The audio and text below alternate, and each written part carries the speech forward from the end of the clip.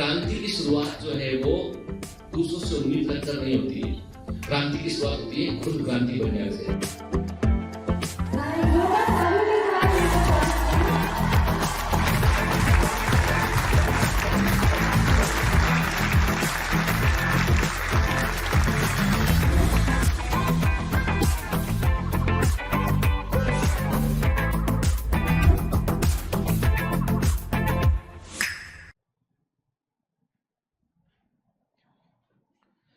Hello commanders, welcome to Biomentors classes online. I am doctor Jitendra Singh. तो चलिए बेटा, human reproduction में हम आगे बढ़ते हैं। तो ह्यूमन रिप्रोडक्शन में हमने पिछली क्लास में क्या देखा था? हम देख रहे थे फीमेल रिप्रोडक्टिव सिस्टम देख रहे थे। तो हमने देखा उसमें ओवरी के बारे में पढ़ा, हमने फेलोपियन ट्यूब को, ओविडक्ट को देखा हमने, ठीक है ना। हमने देखा ओविडक्ट के 3 अलग अलग हिस्से होते हैं। इन्फंडिबुलम क्या होता है, एम्पुला क्या होता है, इस्थमस क्या होता है, फिम्ब्री क्या होता है, उसको देखा हमने, ठीक है। फिर हमने ओवरी के अंदर ओवेरियन स्ट्रोमा क्या होता है, ठीक है। ओवरी का कॉर्टेक्स किस तरह का होता है, ओवरी में मेडुला किस तरह का होता है, ये भी देखा हमने कि ओवरी के अंदर मिलने वाले फॉलिकल्स किस प्रकार के होते हैं, ठीक है। Primordial follicle, primary follicle, secondary follicle, tertiary follicle, Graafian follicle की बात की हमने। और हमने कहा ग्राफियन फॉलिकल ओवुलेशन करता है और ये मेंस्ट्रुअल साइकिल के 14th डे में होता है और सेकेंडरी oocyte बाहर निकलता है, ठीक है। फिर हमने ये भी देखा हमने कि ग्राफियन फॉलिकल बाद में कार्पस लूटियम में कन्वर्ट होता है और corpus luteum is a big source of progesterone hormone, जबकि जो मैच्योरिंग फॉलिकल होते हैं they are the good source of oestrogen, ठीक है ना। पढ़ा है कि नहीं पढ़ा? हमने सब पढ़ा है। और आपसे मैंने लेवलिंग वाले क्वेश्चन पिछली क्लास में किए थे और आप में से कई सारे बच्चों ने बिल्कुल सही आंसर दिए उन क्वेश्चन के। वेरी गुड बेटा के, बस है ना, अपने पथ से डेविएट हुए बगैर लगातार पढ़ते रहिए, मेहनत करते रहिए, एक दिन आप अपनी मंजिल तक पहुंच जाएंगे, ठीक है। क्लियर? चलिए, तो अब आगे कंटिन्यू करते हैं। अगेन डिस्क्लेमर, आपको पता है कि इसका मतलब क्या है। इसका मतलब यह है कि चैप्टर को साइंस के दृष्टिकोण से देखिएगा। चैप्टर को जो है वो आपने नीट का सिलेबस का के अकॉर्डिंग है उसको वैसा समझिएगा, ठीक है। कोई भी गलत इंटरप्रिटेशन निकालने की कोशिश मत कीजिएगा, समझ गए ना, ठीक है। चलिए, तो अब हम क्या देख रहे हैं बेटा? हम यहां पे हमने देखा, पिछली क्लास में देखा था कि ओवेरियन मेडुला की बात किया था हमने के, ओवेरियन कॉर्टेक्स की बात किया था हमने के। तो मैंने आपको बताया ना कि ग्राफियन फॉलिकल जो है वो ओवुलेशन में पार्टिसिपेट करते हैं, ठीक है ना। क्लियर? कैसे डेवलप होता है? Primordial follicle, primary follicle, secondary follicle, tertiary follicle, then the Graafian follicle, ठीक है ना। चलिए, फिर हमने लैबलिंग के बारे में भी बात किया था पिछली बार, है ना। ये मैं आपसे पूछा भी था लैबलिंग।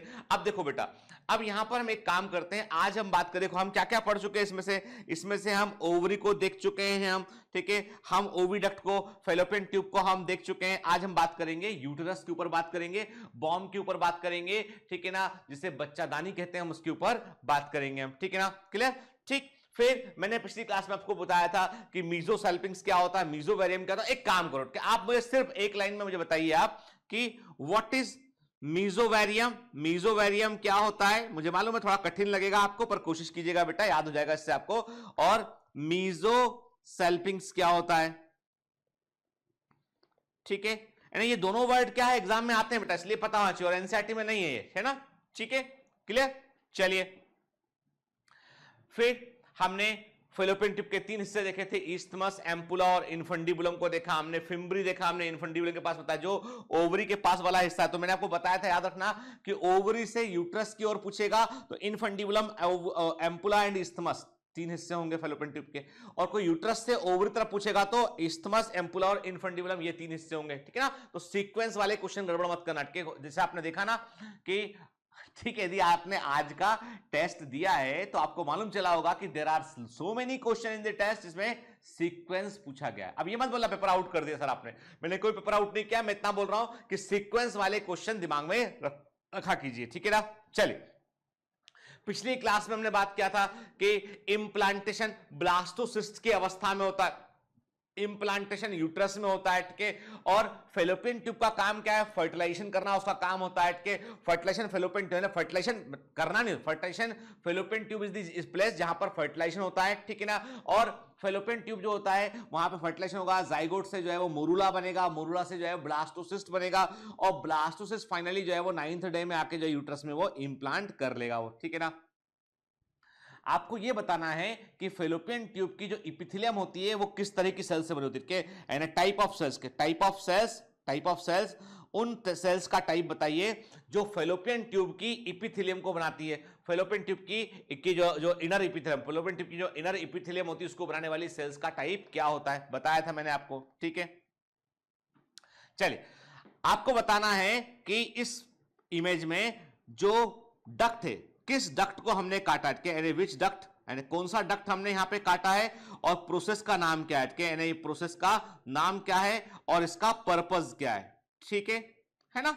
ये बेटा ऐसे ऐसे जब हम कोई क्वेश्चन करते हैं ना तो याद रहता है हमेशा के लिए के आपको बताना है कि कौन सा डक्ट हमने यहां पे काटा है, काटने के बाद उसको बांध दिया हमने के, और इस प्रोसेस का नाम क्या है और इसका पर्पस क्या है, इससे क्या हासिल होगा हमको, ठीक है, ये आपको बताना है। चलिए अब आते हैं हम यूट्रस पेट के। तो आज हम बात करेंगे यूट्रस की। देखिए यूट्रस जो है, यूट्रस में भी हमने क्या देखा बेटा कि यूट्रस का एक नैरो हिस्सा होता है ना। यूट्रस को यदि हम देखें तो यूट्रस का शेप, यदि यूट्रस का शेप कहा जाए, बच्चादानी का शेप किस तरह का होता है, तो हम कहते हैं कि इट इज पियर शेप, कि ये नाशपाती के आकार का होता है। और जो कोई भी स्ट्रक्चर यदि पियर शेप होता है उसके लिए हम क्या वर्ड यूज करते हैं, उसके लिए हम पायरीफॉर्म वर्ड का इस्तेमाल करते हैं कि तो पायरीफॉर्म मतलब होता है पियर शेप, नाशपाती के समान हमको ये आकार का, हमें उस तरह की आकृति का हमें ये दिखाई पड़ता है, उस तरह के शेप का हमें ये दिखाई पड़ता है कि इसका हमने कहा कि इसमें ये बॉडी ऑफ द यूट्रस है, इसका नैरो वाला हिस्सा जो वेजाइना से कनेक्ट होता है उसे हम सर्विक्स कहते हैं हम, ठीक है बेटा। सर्विक्स के अंदर जो सर्वाइकल कैनाल होती है, और जो सर्विक्स की जो ओपनिंग यूट्रस के साथ होती है उस हिस्से को हम इंटरनल ऑस कहते हैं, और सर्विक्स की जो ओपनिंग वेजाइना के साथ में होती है उसे हम एक्सटर्नल ऑस कहते हैं, उसे हम, ठीक है ना, क्लियर, ठीक। फिर अंदर सर्वाइकल कैनाल है और यूट्रस की वॉल 3 लेयर होती है। हमने कहा पेरीमेट्रियम होता है, मायोमेट्रियम होता है और एंडोमेट्रियम होता है। एंडोमेट्रियम वो वॉल लेयर होती है जो मेंस्ट्रुअल साइकिल के दौरान एंडोमेट्रियम का अपर सरफेस जो होता है वो झड़ जाता है, वो शेड हो जाता है वो, ठीक है ना। देखते हैं आगे हम, देखिए अब यहां पर क्या देख रहे हैं आप दिखाई पड़ रहा है, ये दिस इज दी, ये जो यूट्रस है, ये है पूरा हिस्सा जो है वो यूट्रस है, यूट्रस है बॉडी ऑफ यूट्रस। और ये वाला हिस्सा क्या है, ये बेटा ये है सर्विक्स वाला हिस्सा, ये इसमें सर्विक्स वाला हिस्सा हमको दिखाई पड़ रहा है, ठीक है, क्लियर। मैंने कहा ना आपसे कि यूट्रस का यदि हम पूछते शेप किस तरह का होता है तो इट इज लाइक एक इन्वर्टेड पियर के समान पायरीफॉर्म होता है, हमको नाशपाती के समान ये दिखाई पड़ता है, ठीक है। चलिए एनसीईआरटी में क्या लिखा है, The uterus is single and it is also called bomb। याद रखिए यूट्रस संख्या में एक ही होता है, इसे हम बॉम्ब कहते हैं, बच्चादानी कहते हैं, गर्भाशय कहते हैं इसको हम के। The shape of the uterus is like inverted pear। मैंने आपको बताया ना अभी बेटा के, है ना, शेप ऑफ, यही लिखा ना एनसीईआरटी में इसी के बारे में के, नहीं ये पियर है नाशपाती के। The shape of uterus is like inverted pear, ठीक है। और ऐसे शेप के लिए हम वर्ड यूज करते हैं, पायरीफॉर्म वर्ड का हम इस्तेमाल करते हैं बेटा, ठीक है ना, clear.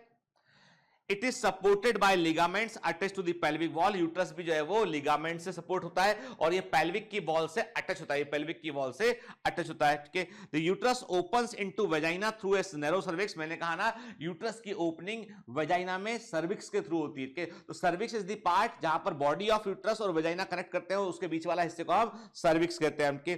The cavity of cervix को हम सर्वाइकल कैनाल कहते हैं। जब बच्चे का जन्म होता है तो उस समय बर्थ कैनाल, बच्चे के जन्म के लिए जो पैसेज बनता है, जो बर्थ कैनाल होती है, वो दो तरह की ट्यूब से मिलकर बनी होती है, एक सर्वाइकल कैनाल से, दूसरा वेजाइना से, के। तो vagina is also a part of birth canal. Vagina birth canal का हिस्सा होता है और सर्विक्स भी बर्थ कैनाल का हिस्सा होता है। वेरी वेरी आईएमपी एग्जाम में पूछा गया है, ठीक है।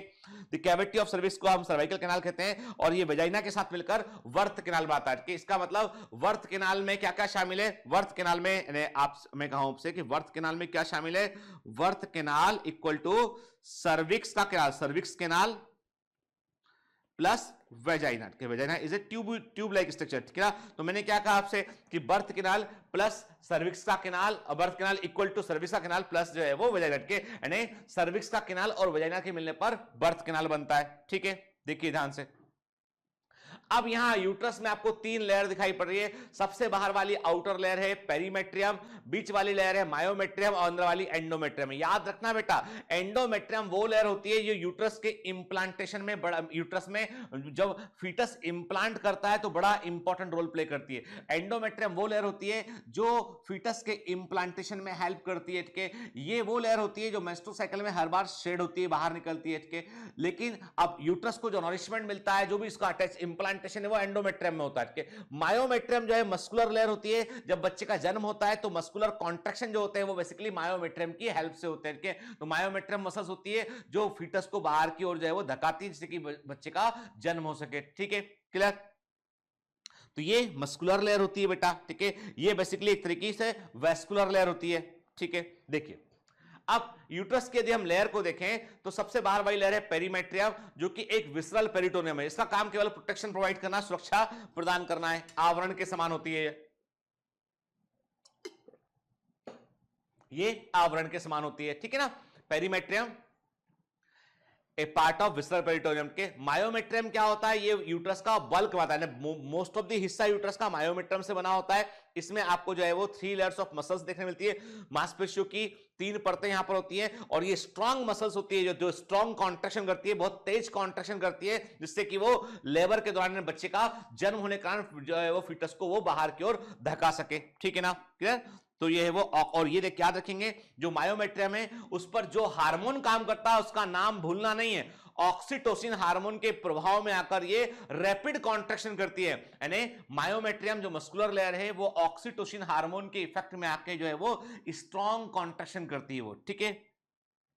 फिर एंडोमेट्रियम मैंने आपसे कहा ना ये हाईली वेस्कुलर म्यूकोसा होती है, मतलब बड़े पैमाने पर यहां पर ब्लड सप्लाई होती है कि जिसके चलते जो है वो ये this is highly vascular layer के। इसमें भी 2 परतें होती है बेटा के।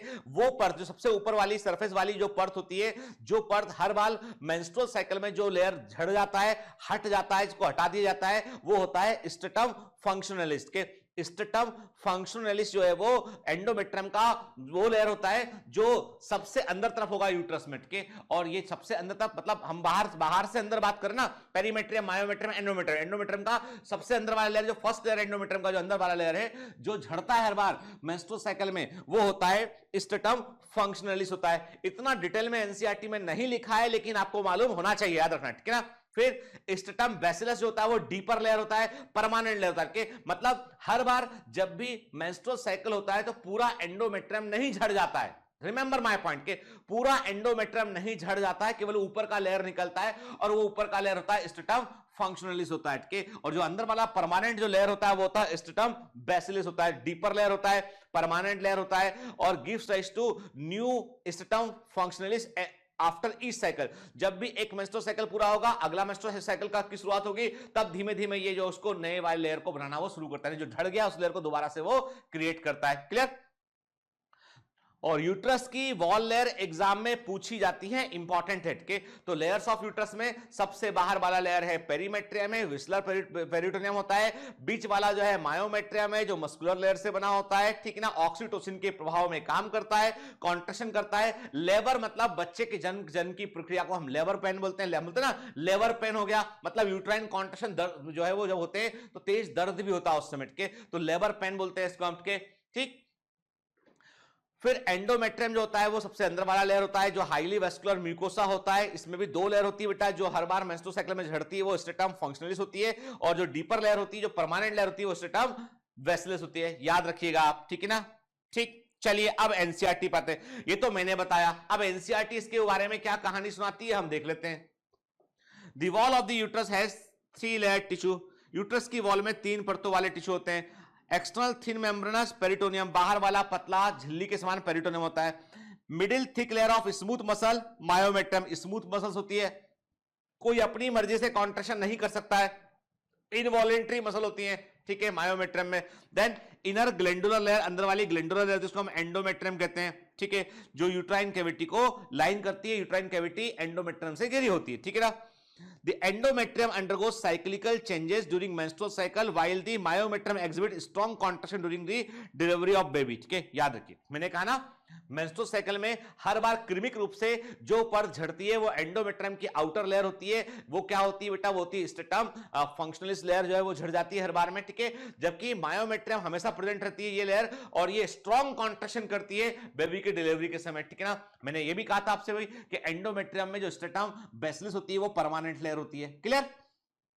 देखो अब क्या देखिए इसमें कि जो एनसीईआरटी की ये 3 लाइनें लिखी ना बेटा, 3-4 लाइनें एनसीईआरटी की, इन्हीं लाइनों को समझने के लिए हम इतना सारा बातें करते हैं बेटा, ठीक है ना। ये मत सोचिएगा कि एग्जामिनर इन 4 लाइनों के अलावा आगे पीछे नहीं निकलेगा। In exam these lines treated as the syllabus, ये सिलेबस के समान माना जाता है इन लाइनों को कि इसके ऊपर जाके क्वेश्चन पूछ लिया था, you should know the fact, ठीक है, आपको पता होना चाहिए, कंपटीशन है आफ्टर ऑल ये। देखिए the uterine wall is very muscular and thick होता है, हमने कहते 3 लेयर में बटा होता है। Endometrium is the inner most layer, this is the layer that goes through the considerable changes during the women's monthly menstrual cycle के। मतलब कोई पूछता है आपसे कि यूट्रस की वॉल लेयर है, पेरीमेट्रियम, मायोमेट्रियम और एंडोमेट्रियम, कौन सी ऐसी वॉल लेयर है जो फीमेल्स के अंदर हर दिन जिसके अंदर परिवर्तन आता है, every day it got change, every day, हर दिन, क्योंकि ड्यूरिंग द मेंस्ट्रुअल साइकिल ये पहले ग्रो करती है ना, डे 1 से ये धीमे धीमे ग्रो करना शुरू होती है, ग्रो करती है, यदि फर्टिलाइजेशन नहीं होता है तो फिर धीमे से वो शेड कर जाती है। मतलब ये वो वॉल लेयर होती है एंडोमेट्रियम, जिसके अंदर आपको हर महीने परिवर्तन देखने मिलता है, साइक्लिकल चेंजेस देखने मिलते हैं, ठीक है, क्लियर। चलिए अब कुछ एक्स्ट्रा स्टॉक पॉइंट नोट कर लेते हैं यहां पे हम, है ना। थोड़ा बेटा देखो ऐसा है, इंफॉर्मेशन भी बहुत सारी है, जानकारी भी बहुत सारी है, और ये याद रखनी पड़ेगी क्योंकि आपने देखा ना कि मैं बहुत सारे क्वेश्चन आपको लगवा चुका हूं इस पर, आप देख रहे हैं कि हर बार नया क्वेश्चन सामने आता है इसमें, है ना। यूट्रस को हम हिस्टेरा या बॉम्ब भी कहते हैं। आपको पता है एक ऑपरेशन होता है हिस्टेरेक्टोमी, ठीक है, जब किसी को यूट्राइन कैंसर हो चुका होता है, यूट्रस में बड़ा सिस्ट हो गया होता है, तो यूट्रस को ऑपरेशन करके बाहर निकाल देते हैं, इसको बोलते हैं हिस्टेरेक्टोमी। के हिस्टेरेक्टोमी वो ऑपरेशन होता है, वो सर्जिकल प्रोसीजर होता है, वो सर्जिकल प्रक्रिया होती है जिससे यूट्रस को निकालकर हम बाहर कर देते हैं। हिस्टेरा वर्ड मेडिकल साइंस में इस्तेमाल करते हैं, इसका मतलब होता है यूट्रस, ठीक है, क्लियर। जैसे प्रेग्नेंट महिला होती है, हम लोग बोलते हैं कि फला व्यक्ति प्रेग्नेंट है या फला महिला प्रेग्नेंट है, प्रेगनेंसी उसको, तो लेकिन मेडिकल में जो डॉक्टर्स होते हैं वो बोलते हैं ग्रेविडा, दे यूज वर्ड ग्रेविडा, ठीक है, दे यूज वर्ड हिस्टेरा फॉर यूट्रस, ठीक है ना। मतलब जो मेडिकल टर्मिनोलॉजी होती है वो थोड़ी डिफरेंट होती है, ठीक है। चलिए यूट्रस जो होता है वो चाइल्ड बेयरिंग ऑर्गन होता है, जिसको जो है वो लोग बाग बोलते हैं बच्चादानी भी कहते हैं इसको लोग बाग, ठीक है ना। Situated between urinary bladder and rectum, इसका पोजीशन कहां पे होता है, ये रेक्टम और यूरिनरी ब्लैडर के बीच में होता है, पोजीशन याद रखना है इसका, ठीक है ना। और ये इमेज जो एनसीईआरटी में दे रखा है उसमें साफ साफ बताया गया किस तरह का होता है, ठीक है। Uterus is a hollow thick walled and firm organ, के ये मोटी भित्ती वाला होता है, खोखला होता है, और एक जो है स्ट्रॉन्ग ऑर्गन के रूप में होता है, ठीक है ना। फिर uterus is the organ which protect and provide nutrition to the fertilized ovum, enabling it to grow in a fully formed fetus। के मतलब यूट्रस एक तरह का वो इंक्यूबेटर है, वो जगह है जहां पर एक जाइगोट जो है वो जो एम्ब्रियो में कन्वर्ट हो चुका होता है, जहां पर ब्लास्टोसिस्ट का इंप्लांटेशन होता है, यूट्रस में ब्लास्टोसिस्ट का इंप्लांटेशन होता है। फिर यूट्रस के अंदर पूरा गेस्टेशन पीरियड बीतता है, पूरा गर्भकाल वहां पर होता है, और उसके बाद फिर बच्चे का जन्म होता है, ठीक है। पायरीफॉर्म इन शेप, मैंने आपको बताया ना बेटा, पायरीफॉर्म वर्ड का मतलब क्या होता है, मैंने आपको बताया कि इसका मतलब होता है नाशपाती की आकृति का, ठीक है। साइज की बात करें हम तो इट इज 7.5 सेंटीमीटर लॉन्ग होता है, ये 7.5 सेंटीमीटर ये लॉन्ग होता है, 5 सेंटीमीटर ये ब्रॉड होता है बेटा, 5 सेंटीमीटर के आसपास जो है वो ब्रॉड होता है, चौड़ा होता है, एंड 2.5 सेंटीमीटर की थिकनेस होती है। वजन की बात करें हम तो इसका वेट जो है ना केवल यूट्रस का वेट जो है वो 30 से लेके 60 ग्राम के आसपास होता है, ठीक है ना, क्लियर। हम सिर्फ यूट्रस के वेट की बात कर रहे हैं हम, ठीक। तो ये तो हमने बात किया बेटा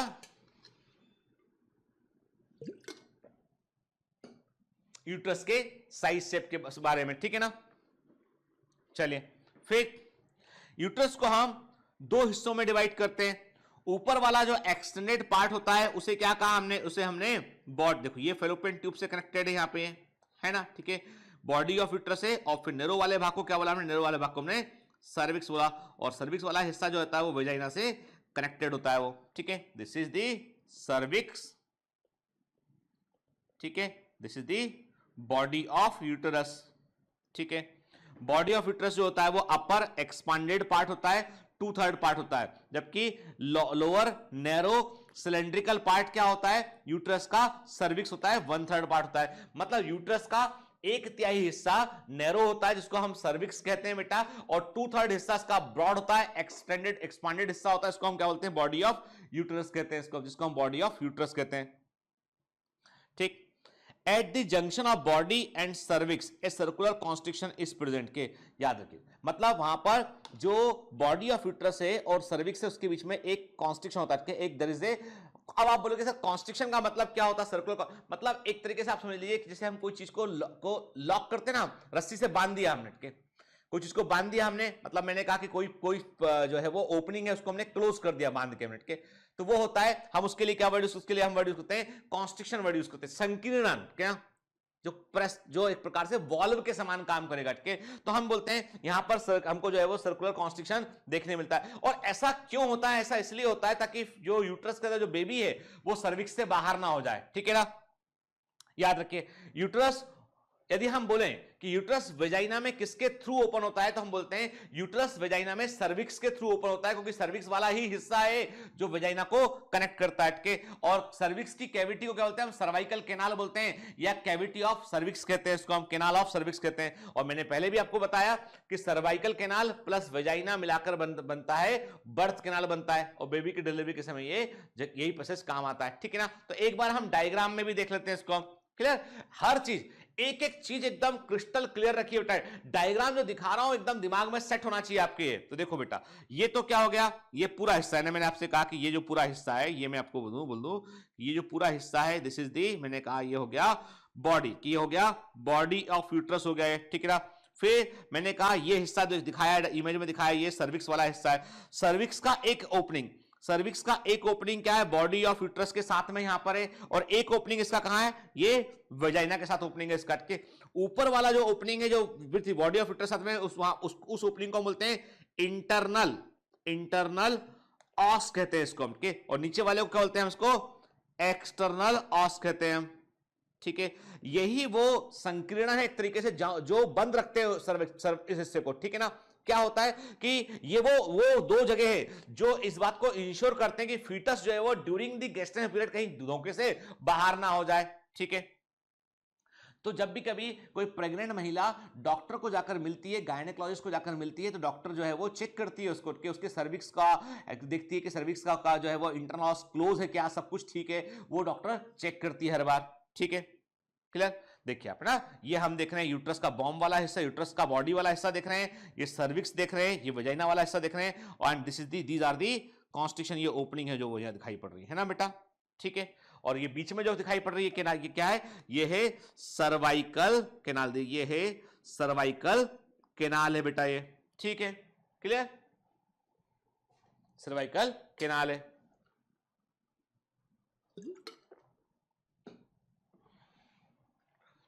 ठीक, देखो है ना। अब फीमेल बॉडी में हम इन्हीं ऑर्गन को यदि ध्यान से देखें, हमके फीमेल बॉडी में हम क्या कर, इस इमेज में क्या देख रहे हैं हम पेल्विस वाला हिस्सा के, यानी जो आपकी जो पेल्विक बोन्स हैं आपकी, इलियम इशियम, वो सबको देख रहे हैं हम जो है सैक्रम, जो वर्टिब्री वाला हिस्सा भी देख रहे हैं, ठीक है। तो हम जो पेल्विस वाले हिस्से में किस तरीके से ये ऑर्गन प्रेजेंट है, इस इमेज में हमें एग्जैक्ट पोजीशन दिखाई पड़ रही है यहाँ पे हमको, है ना बेटा, ठीक है। हम देख रहे हैं कि ये क्या है, ये वेजाइनल ओपनिंग है, वेजाइनल ओरिफिस है, ये ओपनिंग है, वेजाइना का ओपनिंग है, वेजाइनल ओरिफिस है के, देन वेजाइना है, फिर उसके ऊपर सर्विक्स है, देन दी यूटेरस है, ठीक है ना। देखिए आप ना, नॉर्मल सर्विक्स जो होता है इस प्रकार से वो क्लोज होता है, जैसे ऊपर देखना है आपकी, मैंने आपको कहा ना कि एक स्फिंक्टर होता है, इसमें एक जो है वो स्फिंक्टर होता है, कॉन्स्ट्रिक्शन होता है, वो ऐसे क्लोज रखता है सर्विक्स, कैसे ये उसकी ओपनिंग दिखाई पड़ रही है, उनको उसकी ओपनिंग दिखाई पड़ रही है वाले हिस्से में, ठीक है, ये नॉर्मल सर्विक्स के। और एक बीमारी होती है सर्विसाइटिस के, कभी कभी सर्विक्स में इन्फेक्शन आता है, और इन्फेक्शन होने पर जो है, देखिए नॉर्मल मेंस्ट्रुअल साइकिल के अलावा यदि कोई भी ऐसा सीक्रेशन जिसके अंदर बदबू आ रही हो, जिसके अंदर फाउल स्मेल आ रहा हो, फिश के समान स्मेल आ रहा हो जिसके अंदर के, और जो सिक्रेशन जो है वो मेंस्ट्रुअल साइकिल के अलावा हो रहा हो, ठीक है, व्हाइट सा सिक्रेशन हो रहा हो, के सिक्रेशन जो है वो चिपचिपा टाइप का हो रहा हो, तो वैसा सिक्रेशन जो होता है हमेशा वो इस बात का इंडिकेशन होता है कि अंदर बैक्टीरियल ग्रोथ गड़बड़ा गई है, और अंदर जो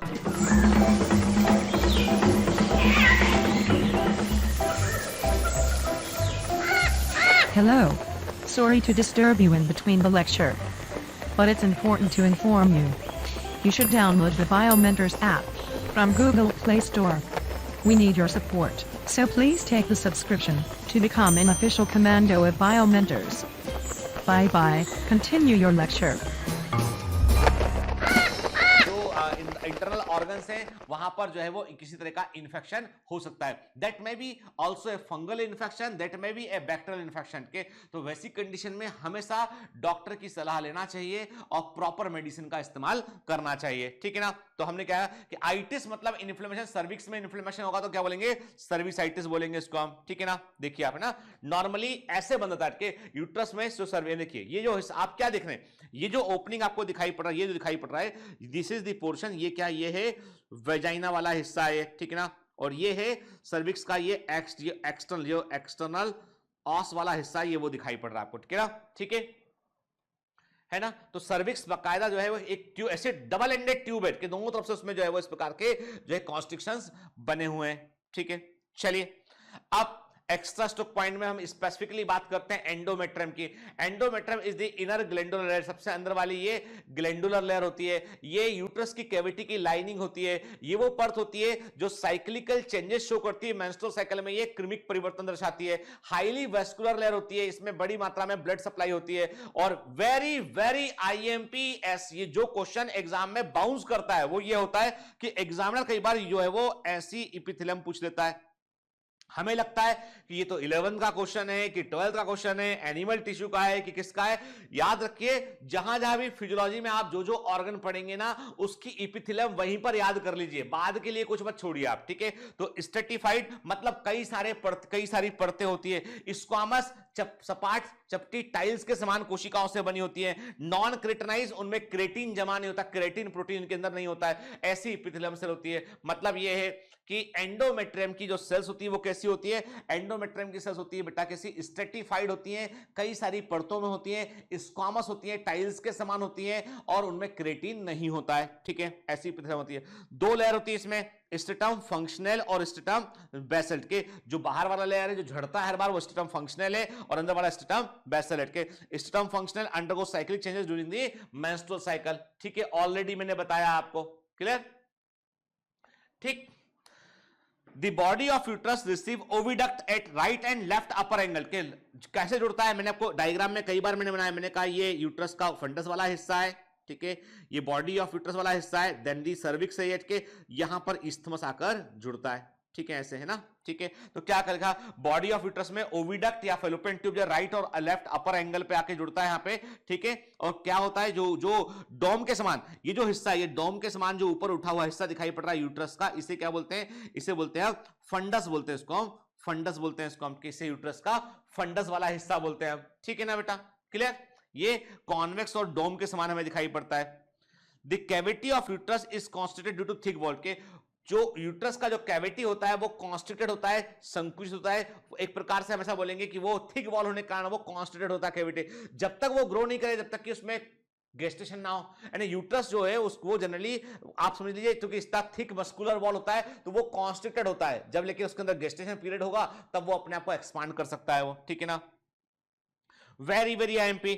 the connection of cervical canal with the cavity of body part of uterus. के यूट्रस के बॉडी पार्ट की कैविटी और सर्वाइकल कैनाल की बीच की जो ओपनिंग है वो इंटरनल ऑस होता है. And the opening of cervical canal into the vagina, और सर्वाइकल कैनाल का जो वेजाइना के साथ ओपनिंग है वो एक्सटर्नल ऑस होता है. ठीक है. तो इंटरनल ऑस क्या होता है, एक्सटर्नल ऑस क्या होता है, ये बात भी हम समझ गए.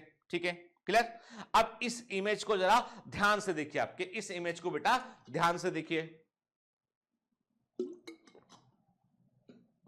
इस इमेज को ध्यान से देखिए तो आपको सारी बातें समझ में आएंगी. सर्विक्स देखिए इसमें, है ना. सर्विक्स देखिए इसमें, इंटरनल ऑस देखिए इसमें. के आप देखिए इसमें अलग अलग दिख रहे हैं. मैंने आपसे कहा ना कि आप ये सर्विक्स वाला हिस्सा देखिए, ये सर्विक्स वाला हिस्सा है, इंटरनल ऑस है, जो है इंटरनल ऑस है, एक्सटर्नल ऑस है. ठीक है. ये एंडो सर्वाइकल कैनाल, इसे क्या बोला हमने, इसे हमने बोला एंडो, ये स्पेसिफिक पार्ट, इसे हमने क्या बोला, इसे हमने एंडो सर्वाइकल कैनाल बोला हमने के. ठीक है. ये एंडो सर्विक्स वाला हिस्सा है. ठीक है. सर्विक्स का वो हिस्सा जो अंदर तरफ है एंडो सर्विक्स, बाहर तरफ है वो एक्टो सर्विक्स के. ये हम बॉडी और यूट्राइन बॉडी को देख रहे हैं यहाँ पे हम. ठीक है ना बेटा. क्लियर. तो ये इससे क्या होता है, देखो एक बार हम जब अलग अलग एंगल से इमेजेस को देख लेते हैं ना तो चीजें हमें याद रहती हैं. ठीक है बेटा. चलिए, है ना. दूसरा एक इमेज देख रहे हैं यहाँ पे हम. अब देखिए भाई, इंटरनल ऑस का मतलब है इंटरनल ओरिफिस, अंदर वाली ओपनिंग. एक्सटर्नल ऑस का मतलब है एक्सटर्नल ऑरिफिस, बाहर वाली ओपनिंग के। तो एक्सटर्नल ऑस, इंटरनल ऑस को देखा हमने, यहाँ पे सर्वाइकल कैनाल को देखा, कैविटी ऑफ सर्विक्स को देखा हमने के। क्लियर? तो आपको समझ में आ गया कि यूट्रस की बॉडी ऑफ यूट्रस की कैविटी वजाइना की कैविटी से कैसे मैच मिलती है, वो थ्रू दी सर्वाइकल कैनाल से वो मिलती है, ठीक है ना, कैविटी ऑफ सर्विक्स से। चलिए, The fertilized oocyte is usually implanted in the posterior wall of the body of the uterus। के ऐसा कहा जाता है, सबसे अच्छी पोजीशन यही होती है। डॉक्टर जब भी कभी सोनोग्राफी करती है तो वो यही देखती है कि बच्चे का यदि कहीं पर इंप्लांटेशन हुआ है तो वो कहां पर हुआ है, ठीक है। लोगों को मैं बता दूं, बहुत बड़ी गलतफहमी लोगों को यह रहती है कि डॉक्टर, आजकल के डॉक्टर जो है वो लालच करते हैं। लोगों को लगता है कि अरे डॉक्टर, हमारी डॉक्टर ने तो हमको बोला है कि भाई देखो बच्चे का ऐसा है, कॉर्ड राउंड द नेक होता है, गले के आसपास कॉर्ड उसका हो सकता है और इसलिए नॉर्मल डिलीवरी में रिस्क है, तो बेहतर है कि हम आपका सी सेक्शन कर दें, हम आपका जो है वो जो है सीजरियन सेक्शन कर दें, ठीक है, ऑपरेशन करके बच्चा पैदा कर दें, ऐसा बोलते हैं। लोगों को लगता है कि डॉक्टर, देखो हो सकता है, मैं कहता हूं, मैं किसी को ये नहीं बोलता हूं कि मैं 100% सही बोल रहा हूं, 1% लोग ऐसे हो सकते हैं जो मिसलीड करते हो, परंतु मैं जहां तक, मैं खुद एक डॉक्टर हूं, तो मैं कहता हूं कि डॉक्टर्स के पास एक तो इतने पेशेंट ऑलरेडी होते हैं, वक्त होता नहीं उनके पास ज्यादा के, और दूसरी बात ये थी कि मतलब वो जो प्रोफेशन में इथिक्स ऑटोमेटिक शामिल होते हैं इसमें।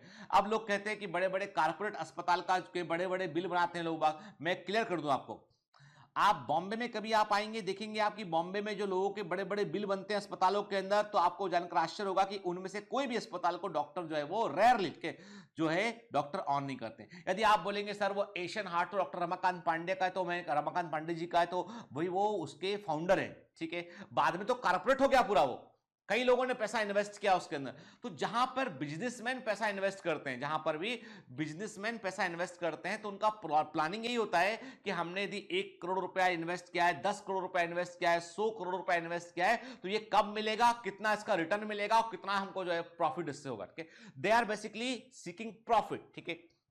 जो डॉक्टर्स अस्पतालों में काम कर रहे होते हैं, आइदर दे आर एम्प्लॉय, ठीक है, they may be a small part of this, कि भाई प्रॉफिट का तुम्हें इतना मिल जाएगा, ऐसा हो सकता है, लेकिन ऐसे में डॉक्टर, लेकिन क्या होता है, फ्रंट फेस तो डॉक्टर होता है, तो लोग कहते हैं डॉक्टर गड़बड़ कर रहा है, पर एक्चुअली में ऐसा नहीं है।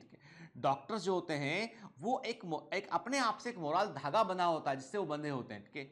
बहुत ही कम लोग ऐसे मिलेंगे जो उस मोरालिटी को छोड़ने की हिम्मत कर पाते होंगे, क्योंकि हम सब लोग जानते हैं कि हमारी हर सांस, हमारा हर एक्ट जो है वो it is controlled by the God, Allah, ईश्वर, उसके हाथ में होता है। तो यदि हम किसी के साथ गलत करेंगे तो वो लौट के कल को हमारे साथ जरूर आएगा उठ के। ऐसा हो ही नहीं सकता है कि कोई व्यक्ति किसी के साथ गलत करे और उसको उसका परिणाम ना मिले, देर सवेर उसका परिणाम तो मिलता है, ठीक है। तो अभी क्या होता है, जब डॉक्टर सोनोग्राफी करती है, बोलती है कि भाई देखो ऐसा है कि जो पोजीशन है इसका बच्चे का, वो जो है वो फ्रंट साइड में के या लेफ्ट साइड, राइट साइड में के। लोगों के समझ में नहीं आता क्या बोल रही डॉक्टर बोलती है कि भाई देखो ये ऐसा है कि मतलब बच्चा जो है वो अभी 2 महीने तुम लोग मूव मत करना, बैठे रहना, ऐसा करना, वो बता 50 सलाह देती डॉक्टर, कुछ मेडिसिन भी लिखेगी वो, कुछ इंजेक्शन भी देगी वो। क्यों? क्योंकि उसको डॉक्टर ने देख लिया सोनोग्राफी से कि जो फीटस का इंप्लांटेशन है वो थोड़ी ऐसी जगह पर हुआ है जहां पर जो है वो जैसे से फीटस बढ़ेगा तो उसके चलते हो सकता है प्लासेंटल कनेक्शन जो है वो डिस्कनेक्ट हो जाए, उसके चलते हो सकता है कोई दिक्कत हो जाए वहां पे, इसलिए वो डॉक्टर जो है वो पहले से चेतावनी देते हैं। या फिर दूसरा ये कि यदि सब कुछ ठीक रहेगा तो वो जो प्लासेंटा का कॉर्ड है वो इस प्रकार से बना होगा कि फीटस के नेक के आसपास आ जाएगा, तो इसलिए वो बोलती सी सेक्शन कर लो।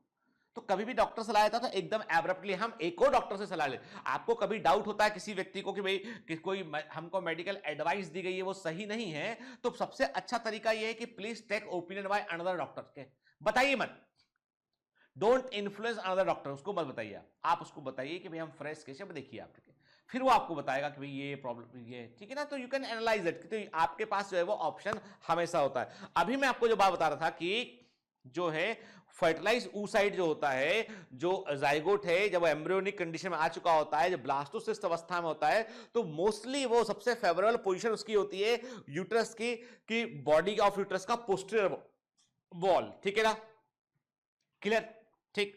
अब एक फिनोमिना होता है एंटी वर्जन। अब एंटी वर्जन क्या चीज है? यदि आपने एनसीईआरटी का डायग्राम गौर से देखा है, यदि आपने एनसीईआरटी का डायग्राम गौर से देखा है तो आपको समझ में आया होगा कि उस डायग्राम में ये है वेजाइना, ठीक है, और ऐसा बना हुआ यूट्रस, ऐसा बना हुआ उसमें यूट्रस। आपको देखा आपने डायग्राम कि यूट्रस ऐसे, ये जो है वेजाइना का पोजीशन है तो, और ये यूट्रस का पोजीशन के तकरीबन जो है वो राइट एंगल है, ऐसा राइट एंगल में 90 डिग्री के कोण पर वो पहुंच चुका है। ऐसा क्यों हुआ? ऐसा इसलिए हुआ, यदि वो सीधा होता तो जैसे जैसे फीटस ग्रो करता है तो ग्रेविटी के अकॉर्डिंग फीटस का वजन बढ़ता है, तो फीटस के समय से पहले, क्योंकि मनुष्य तो 2 पैरों पे खड़ा रहता है, वो बाइपेडल लोकोमोशन करता है, तो फिर बच्चे के गेस्टेशन पीरियड के पहले ही बच्चा नीचे गिर जाता, जन्म ही नहीं हो पाता बच्चे का, बच्चा जो है प्रॉपर डेवलप ही नहीं हो पाता।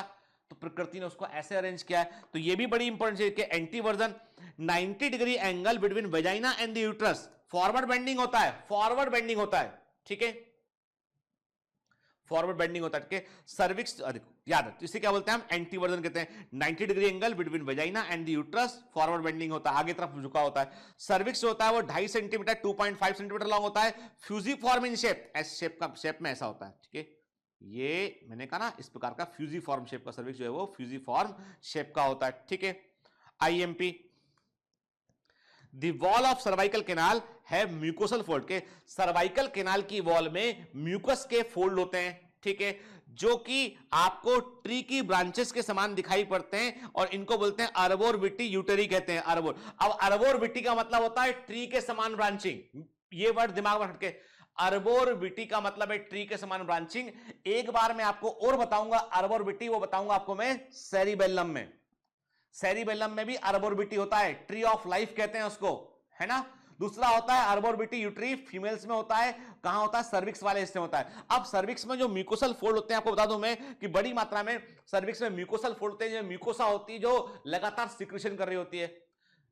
वेजाइना के अंदर कोई भी सिक्रेटरी ग्लैंड्स नहीं होती हैं, वेजाइना में जो है सिक्रीशंस नहीं होते हैं, तो वेजाइना को लुब्रिकेट करने का काम, वेजाइना को जो है वो जो सिक्रीशंस जो मिलते हैं वो सर्विक्स से मिलते हैं, ठीक है। मतलब ये है कि यदि वेजाइना के थ्रू वेजाइना कोई भी लिक्विड बाहर निकल रहा है, कोई भी सिक्रीशन बाहर आ रहा है, मेंस्ट्रुअल साइकिल के अलावा कोई भी सिक्रीशन बाहर, मेंस्ट्रुअल साइकिल भी यूट्रस से आता है, ठीक है, तो कोई भी सिक्रीशन बाहर आ रहा है, इसका मतलब इन्फेक्शन यूट्रस में हो रहा है। कहां हो रहा है इन्फेक्शन? क्योंकि वेजाइना जो होता है उसमें कोई सिक्रेटरी ग्लैंड होती नहीं है उसके अंदर, ठीक है, क्लियर।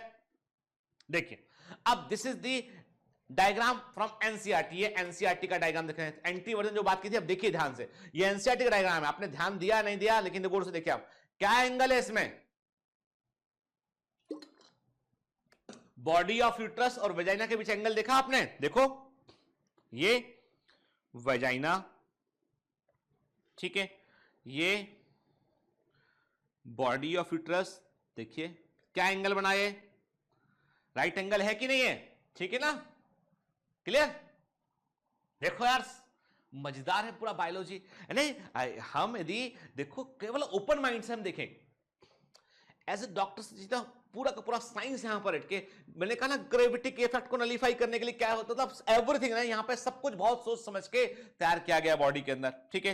देखिए ना, दूसरा एक बेहतर इमेज देखते हैं आप, देखिए ना, आप देख रहे हैं ये वेजाइना का देख रहे हैं आप, ठीक है ना, देन आप यूट्रस देख रहे हैं और आप इसके बीच में एंगल देखिए तकरीबन राइट एंगल में ये हमको देखने मिलता है, ठीक है। अब किसी किसी में क्या प्रॉब्लम होती है, किसी किसी फीमेल में जन्म के साथ ही क्या होता है कि ये जो एंगल होता है वो राइट एंगल में ना होकर ये 120, 130, 170 ऐसे एंगल में होता है। अब वहां दिक्कत होती है, डॉक्टर समझ जाती है सोनोग्राफी करके कि भाई ये दिक्कत है, वो बोलते हैं कि भाई हमारा जो है वो एक बच्चा जो है वो प्रेग्नेंट हुई थी वो, लेकिन बच्चा गिर गया, क्या समय से नहीं हो पाया, बच्चा जो है उसके पहले एबॉर्ट हो गया, एबॉर्शन हो गया अपने आप से, ठीक है। एक बार ऐसा हुआ, दूसरी बार ऐसा हुआ, डॉक्टर के पास ले गए, डॉक्टर ने जांच किया, डॉक्टर ने कहा कि भाई देखो ऐसा है, अब की बार बच्चा तुम्हारे होगा ना तो तुमको अब जो है मूवमेंट नहीं का, चलना फिरना बंद, तुम बेड पे रहना, पैर ऊंचे करके ऐसे रहना। ऐसा करते हैं लोग, देख मैंने तो कई पेशेंट देखे कि जो बेड में भी नीचे एक ईंट लगा दी, वो पेशेंट जब तक लास्ट के, जब जैसे से जो है वो 3 महीना 4 महीने, जब लास्ट के 3-4 महीने प्रेगनेंसी होते हैं तब तो बेचारे मूवमेंट ही नहीं कर पाते हो, बहुत दिक्कत होती है। रेयर होता है ऐसा, लेकिन होता है, ठीक है। देखिए है ना, आप देख रहे हैं ना, access of vagina and the uterus का एक्सेस, सर्विक्स का एक्सेस देख रहे हैं आप, देखें यूट्रस का आप एक्सेस देख रहे हैं, राइट एंगल पे आपको ये दिखाई पड़ रहा है, क्लियर, ठीक है। देखिए position anteversion axis of uterus meet at the vagina at 90 degree. Anteflexion में क्या होता है, एंटी फ्लेक्शन में जो है ये मैंने कहा ना प्रॉब्लम हो जाती कई बार के 170 डिग्री पर जो है आ चुका होता है सर्विस के axis of uterus body bend forward to form an angle of 160 से जो है वो 70 डिग्री विद दी सर्विक्स, ठीक है ना। तो सब तो ये आपको एंगल अलग अलग देखने मिल सकते हैं, ठीक है ना। ठीक, देखिए अब मैं आपको क्यों दिखाया ये इमेज कि आप अंडरस्टैंड कर सके, समझ सकें, आप ये समझ सकें कि किस प्रकार से जो है वो, देखो ये सर्विक्स वाला हिस्सा यहां रह गया, ठीक है, ये सर्विक्स वाला हिस्सा यहां पे रह गया, ये वेजाइना वाला हिस्सा और ये यूट्रस ग्रो कर रहा है यहाँ पे, ठीक है ना। इसीलिए जो प्रेग्नेंट फीमेल होती है तो जो स्टमक है, एब्डोमेन वाला हिस्सा इस प्रकार से एक तरफ से जो है वो बाहर की तरफ एक डोम के समान बाहर की तरफ वो निकल आता है, ठीक है, क्लियर।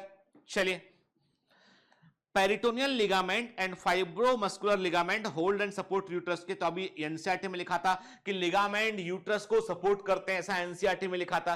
पर वो कौन से लिगामेंट होते हैं वो हमने कहा कि पेरिटोनियल लिगामेंट होते हैं, फाइब्रोमस्कुलर लिगामेंट होते हैं जो यूट्रस को होल्ड करते हैं, उसे सपोर्ट करते हैं। कि यूटेराइन आर्टरी यूट्रस को ब्लड सप्लाई करती है और ये इंटरनल इलियक आर्टरी की एक ब्रांच होती है कि इंटरनल इलियक। अब देखो ये बिल्कुल एडवांस लेवल इंफॉर्मेशन है, ठीक है ना, नोट कर लो इसको बेटा, पर एग्जाम में इतना ऊपर के लेवल पे जाके नहीं पूछेंगे आपसे वो, पर लेकिन पता होना चाहिए कि पता हमको इसलिए होना चाहिए कि कई बार मैच करने, ये आर्टरीज कई बार ना हिपेटिक आर्टरी है तो वहां पे ऑप्शन में मैच करने में आई हुई है कि जिपमर के अंदर उसको मैच दी कॉलम के अंदर पूछा गया था, तो मैंने कहा लिखा देता हूं आपको मैं इसको। Uterine artery is a branch of internal iliac artery in uterus. The artery ascend alongside of uterus with a tortuous course. अब इसका मतलब क्या है, वो बोल रहा है कि यूट्रस के अंदर जब आर्टरी अंदर की तरफ ग्रो करती है, स्पेशली एंडोमेट्रियम वाले हिस्से में ग्रो करती है, यूट्रस में जब आर्टरी अंदर आती है ना तो ऐसी होती है आर्टरी, जैसे आर्टरी देखो नॉर्मल कभी भी आर्टरी होगी तो ऐसे आर्टरी होगी, ठीक है, नॉर्मल आर्टरी ऐसी होगी, सप्लाई करने आएगी, ठीक है। पर यूट्रस में जो आर्टरी आती है वो आर्टरी ऐसी होती है, यूट्रस में जो आर्टरी आती है वो आर्टरी इस तरह की होती है, ठीक है, समझ गए ना आप, ऐसे फोल्डेड फॉर्म में वो हमको देखने मिलेगी कि स्प्रिंग के समान। अब इसका फायदा क्या है, जैसे जैसे देखो अब मान लो क्या हुआ, अब यूट्रस जो है वो ग्रो कर रहा है, यूट्रस ग्रो कर रहा है और गेस्टेशन पीरियड चल रहा है तो यूट्रस का साइज बढ़ रहा है, तो ये जो आर्टरी है ना वो पूरा ब्लड सप्लाई खिंच जाएगी, ये स्प्रिंग के समान खिंच जाएगी और सब जगह ब्लड सप्लाई ये प्रोवाइड कर पाएगी, ठीक है। इन यूटेरस, यूट्रस में द आर्टरी एसेंड्स, जो आर्टरी अंदर आगे की तरफ बढ़ती है, alongside the uterus, यूट्रस के अंदर जो आगे तरफ बढ़ती है, विथ ए टॉर्टरस कोर्स के फुल ट्विस्ट एंड टर्न, इसमें कई सारे ट्विस्ट और टर्न आपको देखने मिलते हैं, देखिए ध्यान से, है ना, देख रहे हैं ओवेरियन आर्टरी, देख रहे हैं आर्टिकुलर आर्टरी, देख रहे हैं यूट्रस में जो आर्टरी आती है, यूट्राइन जो आर्टरी आती है, देख रहे हैं आप कैसे आती है, एंडोमेट्रियम में आई तो कैसी हो गई वो आके स्प्रिंग के समान, दिख रहा है कि नहीं दिख रहा, समझो बेटा हर चीज को, है ना। जब एंडोमेट्रियम झड़ता है ना तो उसका कुछ हिस्सा इसका भी झड़ता है उसके साथ में, ठीक है। स्पाइरल आर्टरी देख रहे हैं, spiral artery, basal artery, radial artery, है ना, तो ये पूरा का पूरा टॉर्टरस के एक प्रकार से स्प्रिंग के समान ये दिखाई पड़ती है, देखिए ना, क्योंकि पूरे मेंस्ट्रुअल साइकिल के दौरान एंडोमेट्रियम का मोटाई बढ़ती है फिर कम होने लगती है बाद में के, तो हम क्या देख रहे हैं, तो इसमें जो देखो ध्यान से आप देख रहे हो ना, ये जो आर्टरी आई है ये धीमे धीमे कैसे ग्रो कर रही है, देखो आप ग्रो कर रही है टॉर्टरस प्रकार से, है ना, देखो आप देख रहे हो कैसे ये ग्रो कर रहा होता है ना, ठीक है। The tortuosity of the artery permit expansion of uterus during pregnancy, मैंने कहा ना प्रेगनेंसी के दौरान यूट्रस का साइज कई गुना बढ़ जाएगा और उस समय आर्टरी जो है, कहां से नया आर्टरी लाएंगे हम, उस समय नया आर्टरी कहां से लाएंगे हम, तो पहले से ही हमने प्रोविजन रखा हुआ है, हमने पहले से ही बॉडी के अंदर प्रोविजन रखा हुआ है कि भैया नया आर्टरी बाद में नहीं बन सकता है, तो पहले से जो आर्टरी है ना उसको इतना स्प्रिंग करके कॉइल करके दे दो कि जितना खींचना हो, जहां ले जाना हो वहां ले जाओ, वहां तक वो आर्टरी पहुंच जाएगा, ठीक है ना। The endometrium of uterus undergoes 3 phases, के जो यूट्रस का एंडोमेट्रियम है वो 3 अवस्थाओं से गुजरता है, कि एक होती है प्रोलिफरेटिव फेज होती है जिसमें कि वो प्रोलिफरेशन करता है, अपने आप को बढ़ाता है उठ के, फिर प्रोगेस्टेशनल फेज होती है, ठीक है, प्रेगनेंसी के ठीक पहले वाली अवस्था होती है, पूरी थिकनिंग हो चुकी होती है, जब पूरी थिकनिंग होने के बाद में भी यदि प्रेगनेंसी नहीं होती है तो ये पूरा मेहनत बेकार चला गया, ये पूरा मेहनत बेकार चला गया कि यूट्रस को बिल्ड किया, लेयर को बढ़ाया, सब कुछ किया। अब क्या है, अब क्या होता है कि फिर इसके बाद जब प्रेगनेंसी नहीं होगा देन मेंस्ट्रुअल साइकिल शुरू होगा। तो जो एक्स्ट्रा मोटाई बढ़ाया था, ये पूरा का पूरा जो एक्स्ट्रा मोटाई बढ़ गया था उस पूरे को फिर वो हटा दिया जाता है, वहां से निकाल दिया जाता है उसको, ठीक, उसे स्ट्रेट कर दिया जाता है। और ऐसा सब कुछ ये हार्मोन के प्रभाव में होता है। अब कौन से हार्मोन रोल प्ले करते हैं हम आगे बात करेंगे इस बारे में, ठीक है ना। तो देखो प्रोलिफरेटिव फेज में क्या होता है, the lining comprises simple columnar epithelium के, जो एंडोमेट्रियम की लाइनिंग होती है उसमें सिंपल कॉलमनर एपिथेलियम दिखाई पड़ती है, सिंपल ट्यूबुलर ग्लैंड दिखाई पड़ती है आपको के, और डीपर पार्ट में हमको कॉइल्ड आर्टरी दिखाई पड़ती है। यानी प्रोलिफरेशन में क्या हो रहा है, धीमे धीमे ये ग्रो कर रहा है एंडोमेट्रियम जो है, ठीक है। प्रोगेस्टेशनल फेज में क्या होता है, ग्लैंड जो होती हैं वो सैक्युलेटेड होती है, मतलब वो बड़े साइज की हो चुकी है, सेक के फॉर्म में हो चुकी होती है, टॉर्टोस ग्लैंड होती है यहाँ पे, और कॉइल्ड आर्टरी हमको एंडोमेट्रियम में दिखाई पड़ती है, और सबसे अधिक आर्टरी ये पूरा सब तरफ फैल चुकी होती है। जैसे आप इमेज में देख रहे हो ना, यहाँ पे आपको ये आर्टरी सब तरफ जो है वो फैल चुकी है, ठीक है ना, ठीक। फिर मेंस्ट्रुअल फेज में क्या होता है, एंडोमेट्रियम में इस्चीमिया आता है, ब्लड को जो है धीमे धीमे क्या था, चूंकि वहां पे उस समय प्रेगनेंसी नहीं हुई होती है तो अब कोई मतलब का नहीं उसको मेंटेन रखने का, तो उसमें इस्चीमिया आता है। अब ब्लड सप्लाई वहां पे रोक दी जाती है, और जैसे ब्लड सप्लाई वहां पे कम कर दी जाती है तो ये लेयर गिरने लगती है, नीचे हटने लगती है, ठीक है। वेसल्स की वॉल नेक्रोज हो जाती है, वो खत्म होने लगती है, और ब्लड जो होता है वो स्टोमा में अंदर इंटर करके अंदर ब्लड अंदर आता है। अब आगे जो है वो ब्लड नहीं सप्लाई होता उसको, और फिर जो लेयर झड़ जाएगी, जो काम की लेयर नहीं उसको हटा देते हैं, झड़ा देते हैं उसको बोलते हैं मेंस्ट्रुअल फ्लो बोलते हैं। तो एक्चुअली मेंस्ट्रुअल फ्लो में जो मेंस्ट्रुअल ब्लड निकलता है उसमें क्या निकलता है, उसमें ब्लड कहां से, यही जो आर्टरीज हैं, जो लेयर निकलती है, स्लॉट ऑफ होकर लेयर निकलती है, वही सब तो उसके अंदर शामिल होता है। आगे बात करेंगे इस पर हम, ठीक है ना। फिर अब यूट्रस का फंक्शन क्या होता है, कोई पूछता है आपसे कि what is the function of uterus, uterus का एग्जैक्टली फंक्शन क्या होता है। तो मैंने कहा यूट्रस का फंक्शन होता है कि इट इज द प्लेस, ये वो जगह है जहां पर एम्ब्रियो का इंप्लांटेशन होता है ड्यूरिंग दी प्रेगनेंसी के, और ये एक डेवलपिंग एम्ब्रियो को फीडिंग प्रोवाइड करता है। यानी यूट्रस के थ्रू ही तो एम्ब्रियो कनेक्टेड है, यानी मदर की बॉडी में जो एम्ब्रियो कनेक्टेड है वो यूट्रस के थ्रू कनेक्टेड है, through the placenta, with the help of placenta, ठीक है। लेबर यानी डिलीवरी ऑफ चाइल्ड, एक तो उसने पूरे समय यूट्रस ने बच्चे को सपोर्ट किया, नॉरिशमेंट दिया, और जब बच्चा मैच्योर हो गया, डेवलप हो गया बच्चा, और जन्म के लिए तैयार हो गया, वो उठ के उसका गेस्टेशन पीरियड पूरा हो गया, तो उसको डिलीवरी करने में भी जो कॉन्ट्रैक्शन है वो कहां से होते हैं, वो यूट्राइन कॉन्ट्रैक्शन होते हैं, जिनको हम बोलते हैं क्रैम्प्स बोलते हैं, ठीक है, क्रैम्प्स, ठीक है, तेज कॉन्ट्रैक्शन होते हैं, ठीक है, यूट्राइन क्रैम्प्स, ठीक है, यूट्राइन कॉन्ट्रैक्शन होते हैं, ठीक है। और जो यदि कोई प्रेग्नेंट नहीं है तो उसमें यूट्रस जो है वो हर बार उसकी हर महीने उसकी लेयर ग्रो करती है और फिर बाद में वो शेड कर जाती है, ठीक है। तो मेंस्ट्रुएशन जो होता है वो यूट्रस की लेयर के झड़ने के कारण ही होता है, ठीक है ना, क्लियर। देखो ये हम देख रहे हैं कि यूट्रस का, this is the baby is present inside the body of uterus, के बेबी जो है बॉडी ऑफ यूट्रस के अंदर प्रेजेंट होता है, ठीक है ना, क्लियर। चलिए then come to the another structure, uterus से कनेक्टेड दूसरा स्ट्रक्चर क्या है, वो है वेजाइना, ठीक। टर्म वेजाइना का मतलब होता है शीथ या आवरण, ठीक है, शीथ या आवरण, ठीक। ये इलास्टिक मस्कुलर ट्यूब होता है, it is basically A tube, ठीक है, जो कोलैप्सिबल होता है और हाईली डिस्टेंसिबल होता है, ठीक है। जो कोलैप्सिबल होता है इसका साइज जो है वो कई गुना बढ़ सकता है, उसके पीछे कारण ये होता है कि इसे एक समय वर्थ कैनाल में कन्वर्ट होना पड़ता है, ठीक है। And the vagina is the part of the worth canal. Worth canal में क्या क्या शामिल है, सर्वाइकल कैनाल शामिल है और वेजाइना शामिल है, ठीक है, इसलिए इसका डिस्टेंसिबल होना जरूरी होता है, ठीक है।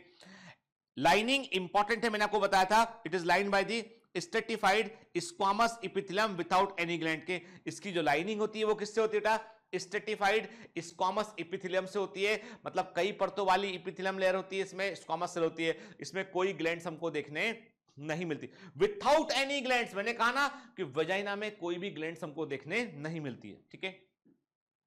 And what is the length of vagina, it is around 7.5 से लेके 10 सेंटीमीटर के आसपास इसका लेंथ होता है, ठीक है। इसका लेंथ कितना होता है, 7.5 से लेके 10 सेंटीमीटर इसका लेंथ होता है। और यदि हम लोकेशन की बात करें कि क्या किस जगह पर बॉडी में ये है, तो हम बोलते हैं कि it is situated in front. और याद रखना, मैंने पहले भी आपसे कहा कि वेजाइना के लिए हम कॉल्पोस वर्ड भी इस्तेमाल करते हैं, और इसलिए हम वेजाइना की जांच करने के लिए जो इक्विपमेंट यूज करते हैं उसे हम बोलते हैं कोल्पोस्कोप कहते हैं। कोल्पोस्कोप जो है इक्विपमेंट होता है जिसका इस्तेमाल करते हैं वजाइना की जांच करने के लिए, और मेथड को हम कोल्पोस्कोपी कहते हैं। कोल्पोस्कोपी करते हैं with the help of colposcope, ठीक है ना। ठीक, मेडिकल कॉलेज में जब आप पहुंचेंगे तो चाहे आप बॉय हो गर्ल हो कोई भी हो, आपको ये इक्विपमेंट यूज करना आना चाहिए, और आपको ये करना पड़ता है, हॉस्पिटल में जाके यूज करना होता है, ठीक है।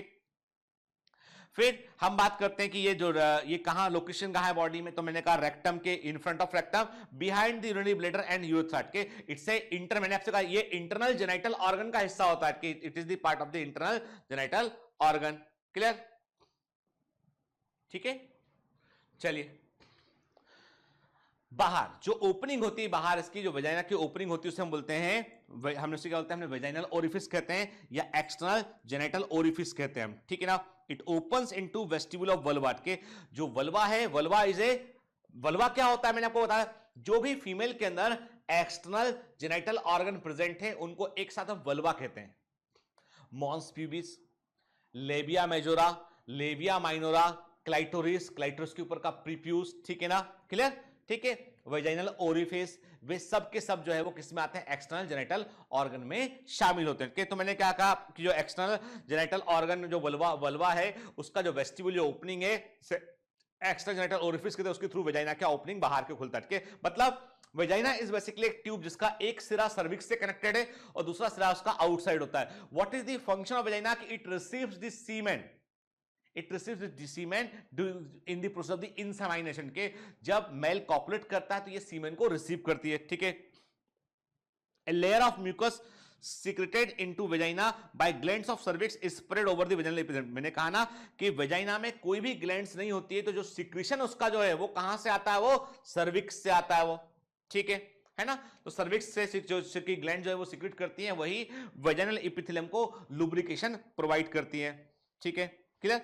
देखिए हम देखें यहाँ पे ऑर्गन को देखें तो मैंने क्या कहा आपसे, दिस इज दी, ये जो हिस्सा है ये क्या हो गया, ये प्रीप्यूस वाला हिस्सा हो गया, यहाँ पे प्रीप्यूस वाला हिस्सा हो गया। दिस इज दी क्लाइटोरिस जो कि मेल पेनिस के इक्विवेलेंट माना जाता है, ठीक है। This is the urethral opening, ये क्या है, ये यूरेथ्रल ओपनिंग है ये, ठीक है बेटा, है ना। ये क्या है, लेबिया मेजोरा, ठीक है। This is the labia minora, ये लेबिया माइनोरा है, ठीक है ना। This is the membranes cover hymen है ये, ठीक है। And this is the vaginal orifice, vaginal orifice है ये, ठीक है, क्लियर। एंड दिस इज ऊपर वाला जो हिस्सा होगा वो क्या होगा, मॉन्स प्यूबिस होगा वो, ठीक है। ये हमने एक सिंप्लीफाइड व्यू देखा कि ऑर्गन ये एग्जैक्टली लोकेशन इसकी कहां पर होती है, ठीक है। देखिए अब हम दूसरा व्यू देख रहे हैं, यहाँ पे क्या देख रहे हैं हम यहाँ पर देख रहे हैं कि लेबिया माइनोरा, लेबिया मेजोरा, ठीक है। Then the this is the opening, ठीक है। और यहाँ पर जो मेम्ब्रेनस शीथ है वो क्या है, वो एक यहाँ पे जो पार्शियल कवर है that is the hymen, hymen is a partial cover only, ठीक है ना, क्लियर।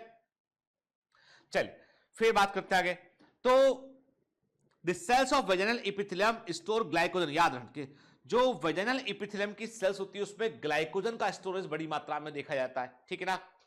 वेजाइना के अंदर कुछ स्पेसिफिक बैक्टीरिया मिलते हैं, वेरी वेरी इंपॉर्टेंट के, और यदि वेजाइना के ये बैक्टीरिया नहीं रहेंगे वहां पे ना, तो उस जगह पर कोई भी ऐसे खतरनाक बैक्टीरिया पनप सकते हैं जो फर्टिलिटी को खतरा हो सकते हैं, जो यूट्रस तक इंफेक्शन को पहुंचा सकते हैं, के। तो यहां पर जो बैक्टीरिया वेजाइनल जो बैक्टीरिया होते हैं के, वो बेसिकली लैक्टोबैसिलस बैक्टीरिया होते हैं, क्या होते हैं, लैक्टोबैसिलस बैक्टीरिया होते हैं। और अब मैंने आपसे कहा था कि वेजाइनल एपिथेलियम में ग्लाइकोजन स्टोर होता है, क्योंकि ये बैक्टीरिया उस ग्लाइकोजन को एसिड में कन्वर्ट करते हैं, कि धीमे धीमे ये जो वहां पर क्या करते हैं वो एसिडिक इन्वायरमेंट को बैक्टीरिया यानी लैक्टोबैसिलस बैक्टीरिया करते हैं, लैक्टिक एसिड को बनाते हैं वहां पे, और वहां पे एसिडिक इन्वायरमेंट को बनाए रखते हैं। और वेजाइना के अंदर का जो एसिडिक इन्वायरमेंट होता है, जो अम्लीय वातावरण होता है, वो इन्फेक्शन से सेव करता है।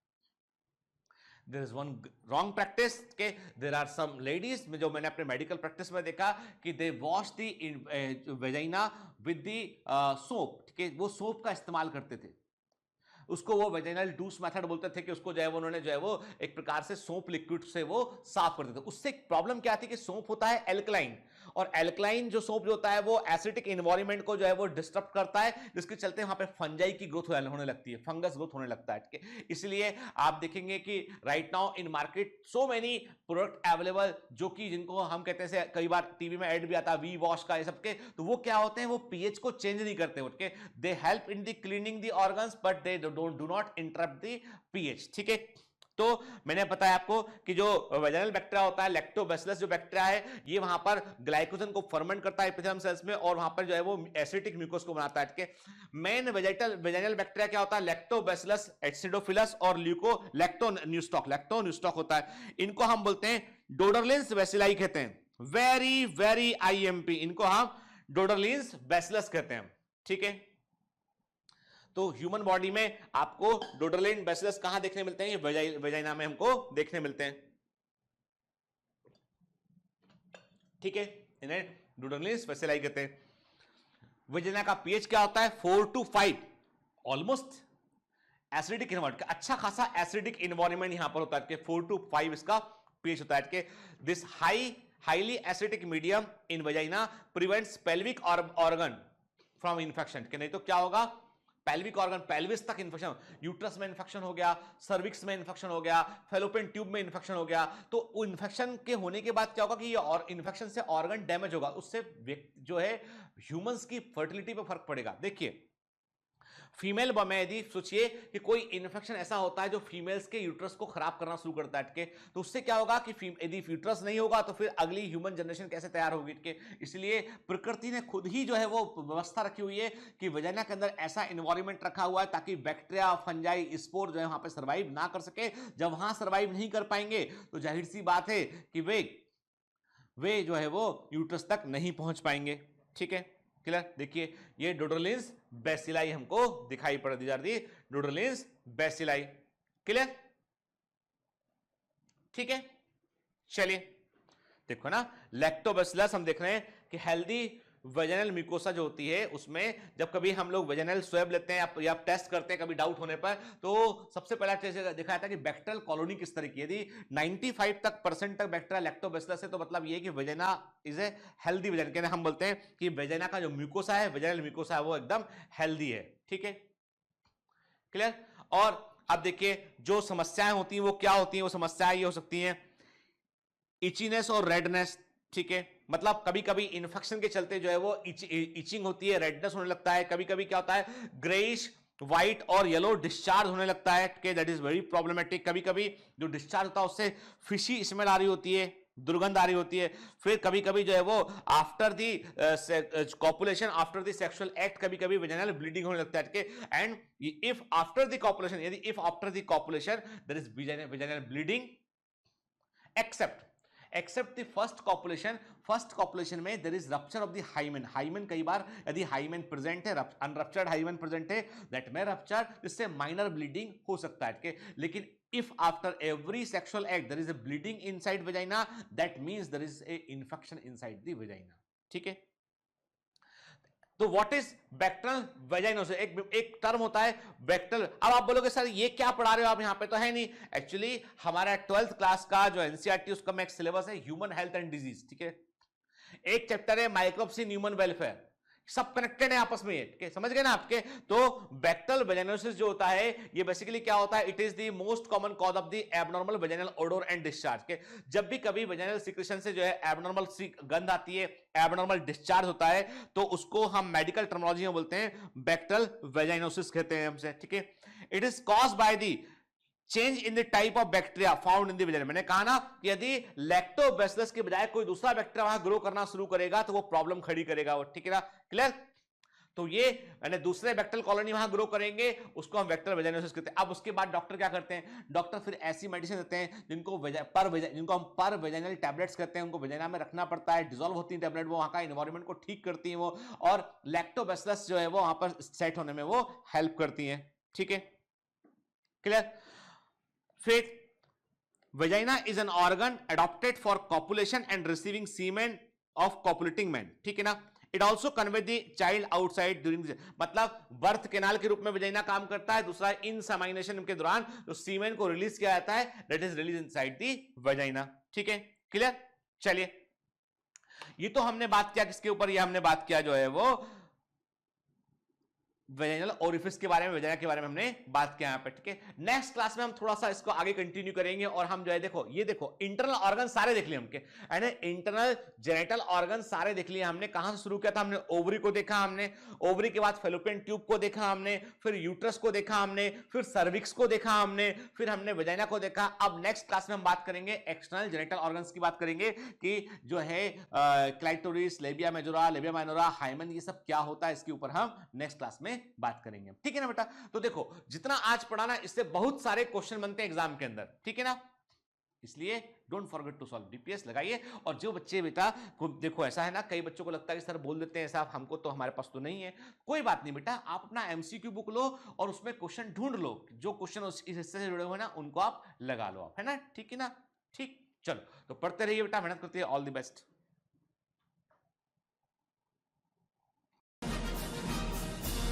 Hi. To become an official commando of Biomentors, join us at www.biomentors.online. Here you can solve daily practice papers, an online test. You can download performance enhancement sheets. You can track your progress. You can interact with other fellow commandos. Join us and prepare yourself. It's a commando training for your success. Download Biomentors online app from Google Play Store.